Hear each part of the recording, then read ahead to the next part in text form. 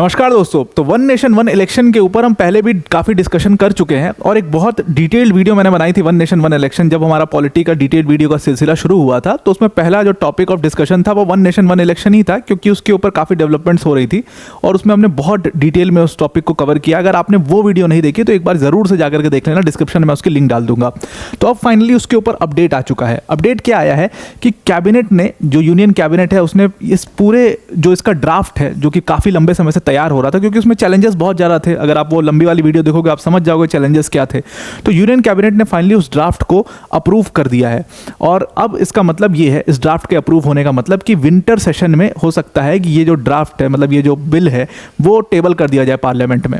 अब इसमें मैंने आपको उस वीडियो में ही डिटेल में डिस्कस किया था कि कौन कौन सी पार्टी इसको सपोर्ट करेगी, कौन सी पार्टी नहीं सपोर्ट करेगी। अगर आप देखोगे तो पार्टीज में जितनी भी सेंट्रल लेवल की पार्टीज हैं, जिनका एक से ज़्यादा, मतलब 3-4 स्टेट से ज़्यादा में अपना मतलब अच्छा खासा वोट बैंक है, वो पार्टीज कभी इस बिल को या कभी इसको अपोज नहीं करेंगी, क्योंकि उनका इसमें बहुत ज़्यादा फायदा है। बार बार एक तो उनको पैसे नहीं खर्च करने पड़ेंगे, एक मुद्दे पर वो कई सारे स्टेट और कई सारे जगह पर वो चुनाव जीत सकते हैं, सब फायदे हैं उनको। लेकिन इसमें जो अपोज करेंगे वो रीजनल पार्टीज करेंगे, बिकॉज इसमें क्या है कि केंद्र के जो मुद्दे हैं, अब जैसे प्रधानमंत्री नरेंद्र मोदी का फेस कितनी बार इनकैश किया बीजेपी ने। अगर आप पिछले जितने इलेक्शंस देखो, 2 तो सेंट्रल इलेक्शंस हो गए, इस बार जरूर प्रधानमंत्री नरेंद्र मोदी से हट करके भी कुछ कुछ चीज़ें पर बात की जा रही थी बीजेपी द्वारा, बट आप पिछले के 2 इलेक्शंस देख लो, स्टेट के मोस्ट ऑफ द स्टेट के इलेक्शन देखो, जो यूपी का पहला हुआ इलेक्शन, मतलब इससे पुराना वाला 2017 वाला इलेक्शन था, उसमें प्रधानमंत्री फेस थे। उसके अलावा दुनिया भर के स्टेट में, महाराष्ट्र में वही हाल था, जगह जगह पर वही हाल था। मतलब एक चेहरे को हर जगह इनकैश कराए जब तक वो चल रहा है, और जब तक वो चला तो बीजेपी का हर स्टेट में सिक्का भी चला। आपने देखा कि बीजेपी की गवर्नमेंट आई उन सारे स्टेट्स में, तो कैलकुलेशन तो था ही उनका, बाकी सब चीज़ें तो थी ही, लेकिन ये एक बहुत बड़ी चीज़ थी। तो वन नेशन वन इलेक्शन से रीजनल पार्टीज को दिक्कत ही ये है कि भाई अगर वन नेशन वन इलेक्शन आ जाएगा तो ये केंद्र के मुद्दे हैं ये सेंटर में आ जाएंगे, यही इसी के बेसिस पर लोग यूनियन के भी वोट दे देंगे, यानी लोकसभा में भी वोट दे देंगे और स्टेट असेंबली के भी वोट दे देंगे, तो उनका पार्टीज का अस्तित्व खत्म हो जाएगा। ये एक सबसे बड़ा थ्रेट है रीजनल पार्टीज को। इसलिए हो सकता है कि जब ये बिल विंटर सेशन में टेबल किया जाए पार्लियामेंट में, तो इसका जो सबसे ज़्यादा अपोजिशन जो करेंगे वो रीजनल पार्टीज करेंगे। समाजवादी पार्टीज की सबसे ज़्यादा अपोज कर सकती है इस पूरे बिल को। और ये बिल एक चीज़ और कर सकता है, ये जो अभी आपको बहुत बड़ा एक गठबंधन बना हुआ दिख रहा है ना अपोजिशन का, उसके बीच में फूट भी डाल सकता है, बिल्कुल डाल सकता है। आप देखना कि इसमें सबके अपने अपने अलग अलग विचार होंगे इस बिल को लेकर के, तो शायद ये एक मास्टर प्लान भी हो सकता है जो यूनियन कैबिनेट ने इसको कंफर्म, इस बिल को, मतलब इस ड्राफ्ट को अप्रूव किया है। लेकिन for India this is a very good draft और बहुत अच्छी खबर है कि अच्छा हो कि वन नेशन वन इलेक्शन जल्दी से इंप्लीमेंट हो जाए। आपके लिए बहुत खुशी की बात इसलिए होगी क्योंकि हमारा टैक्स पेयर्स का बहुत सारा पैसा इसमें बचेगा, देश का बहुत सारा पैसा इसमें बचेगा, क्योंकि देश जो है वो हर साल लगभग हर 1-1.5 साल में चुनाव में बिजी रहता है और उसमें पैसे तो खर्च होते ही हैं, आपकी एनर्जी भी खर्च होती है, वो सब चीज़ें बचेंगी। तो इसलिए वो बिल उस लिहाज से बहुत अच्छा है। अब हुआ क्या था ना कि इसमें एक हाई लेवल कमेटी काम कर रही थी बहुत लंबे समय से, HLC कहते हैं जिसको। हाई लेवल कमेटी के जो चेयरमैन थे वो हमारे इसके पहले जो प्रेसिडेंट थे, अभी जो प्रेसिडेंट हैं द्रौपदी मुर्मू जी, उसके पहले रामनाथ कोविंद जी प्रेसिडेंट हुआ करते थे, तो वो उसको चेयर कर रहे थे। तो उन लोगों ने, उस कमेटी ने कई सारे रिकमेंडेशंस दिए हैं जिसको फॉलो करना है और उसके बेसिस पर ही ये ड्राफ्ट अप्रूव किया गया है। तो वो रिकमेंडेशंस क्या है उससे आपको अंदाजा लग सकता है कि जो वन नेशन वन इलेक्शन आ रहा है वो किस रूप में आएगा।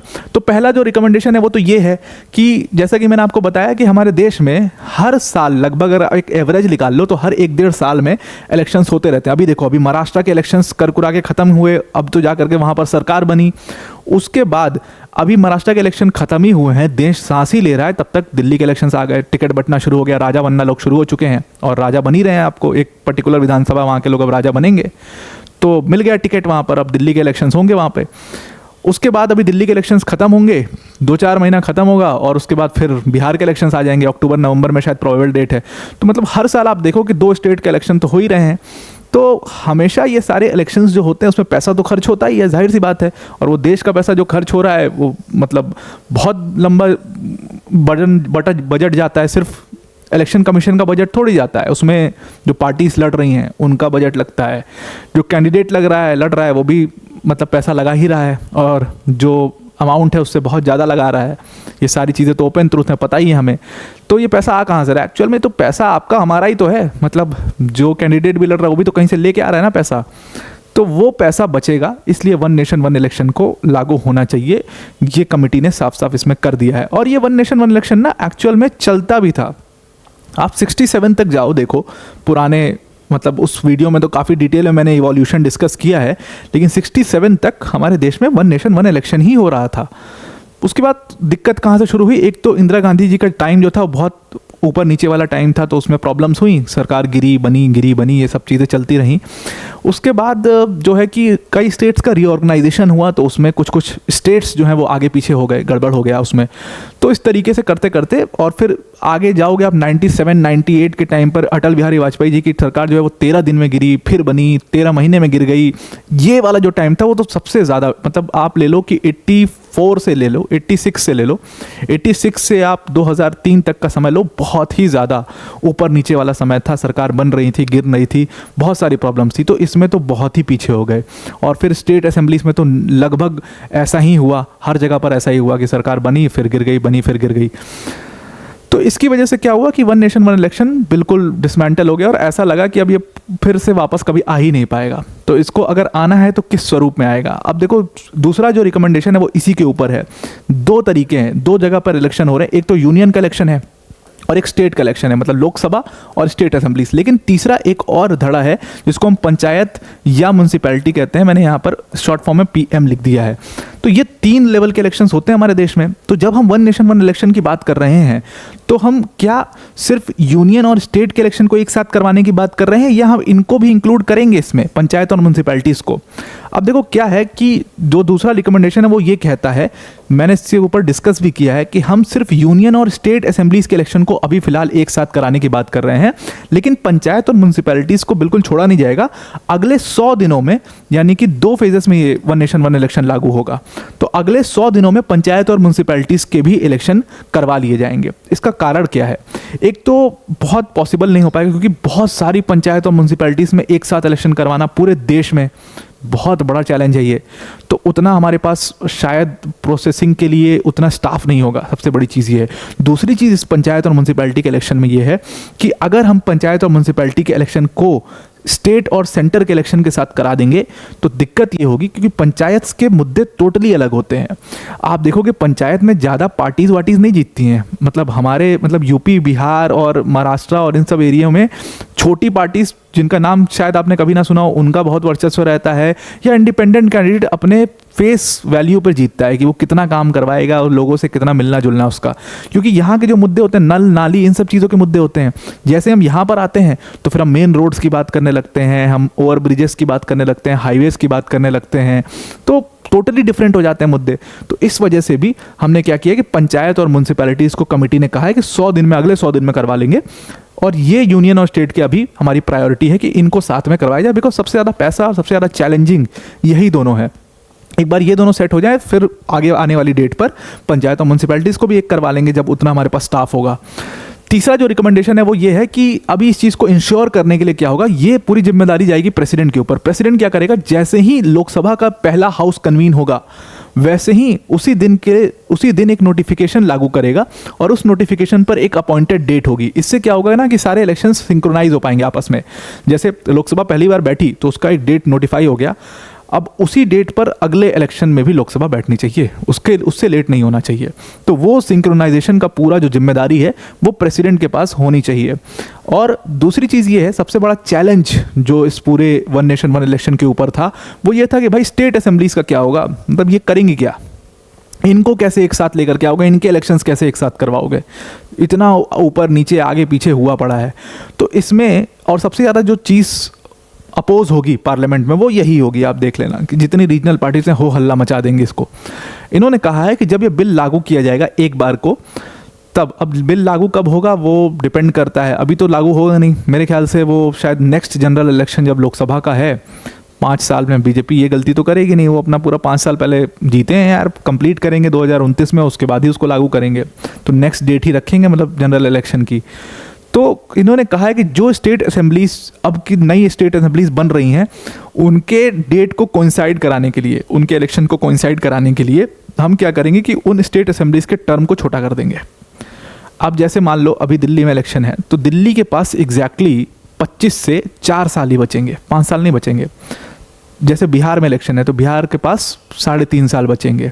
ऐसे करते करते इसके बाद और भी जो स्टेट्स हैं उनके और टर्म कम होते जाएंगे, ताकि ये कोइंसाइड कर पाएँ जनरल इलेक्शन के साथ। और जिनका एकदम ही मतलब मुहाने पर होगा तो उनको साथ में ही करवा लेंगे, थोड़ा डिले करा के इलेक्शन। ये इनका आइडिया है। अब इस पर रीजनल पार्टीज़ कितना इनके साथ देती हैं वो एक बहुत बड़ा चैलेंज है। और बड़ा चैलेंज ये भी है कि इनको अमेंड भी काफ़ी कुछ करना पड़ेगा। जैसे मैंने आपको बताया था कि अमेंडमेंट इसमें क्या क्या करना पड़ेगा। सबसे बड़ा चैलेंज म्यूनसिपैलिटी और पंचायत हैं। अभी क्या है कि पंचायत और म्यूनसिपैलिटीज़ जो हैं वो कैसे डील होते हैं, वो आर्टिकल 243 से डील होते हैं। 243A से O तक आपने देखा तो उसमें सारी चीज़ें हैं। म्यूनसिपैलिटीज़ कैसे फॉर्म होंगी, कितनी तरीके की म्यूनसिपैलिटी हैं, कितने तरीके की पंचायत हैं, उनका इलेक्शन कैसे होना है, उनका इलेक्टोरल रोल कौन सा लिया जाएगा, सब कुछ दुनिया भर की चीज़ें जो हैं वो अभी सब कुछ कर रही है। कौन वो कर रही है? आपकी म्यूनसिपैलिटी और पंचायत में आर्टिकल 243। तो अब आर्टिकल 243 को निगलेक्ट करके, मतलब उसको इलेक्शंस, उनमें इलेक्शंस के पॉइंट को निगलेक्ट करके हमें जो इलेक्शंस करवाने हैं वो 324 में जनरल इलेक्शन के साथ करवाना है।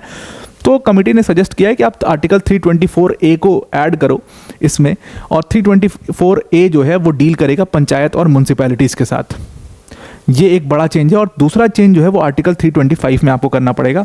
अभी क्या था, आर्टिकल 325 बात करता था सिर्फ यूनियन की और स्टेट की। और यूनियन और स्टेट की किस चीज़ की बात करता था? देखो 3 लेवल पे हमारे यहाँ पर चुनाव हो रहे हैं, यूनियन, स्टेट, पंचायत और म्यूनसिपैलिटी।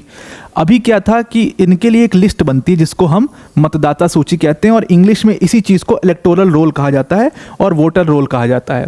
तो अभी यूनियन और स्टेट के इलेक्शन कौन करा रहा है? इलेक्शन कमीशन ऑफ इंडिया करा रहा है। पंचायत के कौन कराता है? पंचायत म्यूनसिपैलिटीज़ के स्टेट इलेक्शन कमीशन करा रहा है। अब डुप्लीकेसी ऑफ एफर्ट्स था यहाँ पर। हुआ क्या था, होता क्या है कि जो ये मतदाता सूची बनती है ना, एक लंबा सा कागज़ होता है, इस पर सबके नाम होते हैं, कौन कौन एलिजिबल है वोट देने के लिए। फिर आप जाते हो जहाँ पर वोट देने, वहाँ पर आपका नाम मिलाया जाता है कि मतदाता सूची में आपका नाम है, तो फिर आपको अलाउ किया जाता है कि हाँ जाके वोट दो। अब वोट देने वाले लोग सेम हैं, वही लोग जो यूनियन और स्टेट में वोट देंगे वही पंचायत और म्यूनसिपैलिटी में वोट देंगे। तो फिर सबसे बड़ा सवाल ये है कि फिर इसमें इंक्लूजन क्यों किया है, तो इसको डुप्लीकेसी क्यों है? मतलब 2 अलग अलग मतदाता सूची हम क्यों बनवाते हैं? एक हम इलेक्शन कमीशन ऑफ इंडिया से बनवा रहे हैं, फिर हम स्टेट इलेक्शन कमीशन से बनवा रहे हैं। हम एक ही मतदाता सूची बनाएं और उसी में बार बार अपडेट करते जाएं। सिंपल सी बात ये है, ये क्यों नहीं हम करवा लेते हैं? तो वन नेशन वन इलेक्शन में एक पॉइंट ये भी था कि हम एक यूनिफाइड मतदाता सूची बनवाएं, तो उसको भी रिकमेंड कर दिया है फाइनली कि एक यूनिफाइड वोटर रोल होगा फोटो आईडी कार्ड के साथ, और वही हर इलेक्शन में आपका चलेगा। बस उसमें जो लोग, मान लो जिसका बर्थडे पड़ेगा इलेक्शंस के बाद और यहाँ तक 100 दिन के भीतर जिसका बर्थडे पड़ गया और वो 18 साल हो गया, तो उन लोग को बस ऐड करना होगा। तो अपडेट करके इस वाले इलेक्शन से पहले ऐड कर लिया जाएगा उन लोग को, बाकी सब चीज़ सेम रहेगी। तो इसमें धांधली भी कम होगी। कई लोग के नाम गायब हो जाते हैं, कई लोग को गायब भी कर दिया जाता है, सब चीज़ें बहुत होती हैं इलेक्शंस में। तो वो चीज़ें अब ख़त्म हो जाएंगी और ये सारी चीज़ें इंक्लूड हो पाएंगी। ये एक बड़ा चेंज है जो कॉन्स्टिट्यूशनल चेंज किया गया है। सबसे बड़ा सवाल ये था कि भाई नो कॉन्फिडेंस मोशन के टाइम पर क्या करोगे, या हंग पार्लियामेंट के टाइम पर क्या करोगे। अब नो कॉन्फिडेंस मोशन सबसे बड़ा चैलेंज था। मान लो कोई सरकार है, 5 साल की सरकार है, और 2 साल में ही सरकार ने अपना कॉन्फिडेंस लूज़ कर दिया, सरकार गिर गई। अब जो नई सरकार, फिर से वन नेशन वन इलेक्शन पूरा कंटमेंट हो जाएगा, कैसे करोगे इसको? तो इन्होंने कहा है कि मान लो 5 साल की सरकार है, 2 साल में सरकार गिर गई, 3 साल का रिमाइंडर टर्म बच रहा है, तो जो नेक्स्ट गवर्नमेंट जो इलेक्ट होगी वो सिर्फ 3 साल के लिए अपॉइंट होगी भाई। जो रिमाइंडर ऑफ द टर्म है उसके लिए ही अपॉइंट होगी, उससे ज़्यादा के लिए अपॉइंट नहीं होगी। मतलब अब ये वाला मौका नहीं मिलेगा कि जो भी आ रहा है वो 5 साल राज करके जाएगा, नहीं। अगर सरकार गिर गई है तो जो आ रहे हैं वो 3 साल ही रूल करेंगे। इस चीज़ को भी चेंज कर दिया। मतलब पूरा यूएस के वन नेशन वन इलेक्शन का जो कॉन्सेप्ट है, अगर आप देखो यूएस में क्या है कि 4 साल में प्रेसिडेंट इलेक्शन होना है तो 4 साल में ही होगा, चाहे दुनिया इधर की उधर हो जाए, बहुत मुश्किल होता है वहाँ पे। तो वही चीज़ अब यहाँ पर करने की कोशिश ये लोग कर रहे हैं। तो मतलब इलेक्शन को 2 फेज़ में कराने की कोशिश है। एक फेज़ में जो इनिशियल फेज़ होगा उसमें ये लोग लोकसभा और स्टेट असेंबली को करा लेंगे, और दूसरे फेज़ में जो कि 100 दिन बाद आएगा उसमें म्यूनसिपैलिटी और पंचायत के करा लेंगे। तो आई होप आपको ये पूरा आर्टिकल समझ में आ गया होगा, सारे रिकमेंडेशन समझ में आ गए होंगे। अब वीडियो को एंड करने से पहले अनअकैडमी टीम की तरफ से बहुत बड़ी अनाउंसमेंट है। अभी रिसेंटली हमारा बहुत बड़ा इवेंट था, हमारे अनअकैडमी को 9 साल पूरे हुए, उसके उपलक्ष्य में हमने अनअकैडमी प्रतिष्ठा इवेंट ऑर्गेनाइज़ किया। उसमें कई सारे बड़े बड़े अनाउंसमेंट्स हमने किए। सबसे बड़ी अनाउंसमेंट ये थी कि अब आपको सिर्फ 50% प्राइस पे करना है और आपको 100% कोर्स मिलेगा इसमें। मतलब कि आप 9 महीने का प्राइस पे करोगे और आपको जो कोर्स फी मिलेगा वो 18 महीने के लिए वैलिड होगा। मतलब 9 मंथ्स का फ्री एक्सटेंशन है इसमें। 12 मंथ्स का प्राइस पे करोगे, कोर्स जो मिलेगा आपको 24 मंथ्स का मिलेगा। 18 मंथ्स का प्राइस पे करोगे, कोर्स जो मिलेगा आपको 36 मंथ्स के लिए मिलेगा। कंप्लीट प्रोग्राम अपने आप में जीएस, सीसैट, टेस्ट सीरीज सब कुछ यहाँ पर कवर किया जाएगा। उसके साथ मेंस की टेस्ट सीरीज है, उसका इवैल्यूएशन भी यहाँ पर होगा। Dedicated doubt sessions, 1-to-1 mentorship, सब कुछ यहाँ पर आपको मिलेगा। अनअकैडमी की टॉप फैकल्टीज जैसे मृणाल सर, प्रतीक सर, सुदर्शन सर जैसी फैकल्टीज आपको यहाँ पर पढ़ा रही होंगी। तो अगर आप इन कोर्सेज को ज्वाइन करना चाहते हो, डिस्क्रिप्शन में लिंक दिया हुआ है, उस लिंक पर क्लिक करिएगा और इन कोर्सेज को आप ज्वाइन कर लीजिएगा। तो आई होप आपको पूरा आर्टिकल समझ में आ गया होगा। आज के लिए इतना ही। Thank you and have a nice day.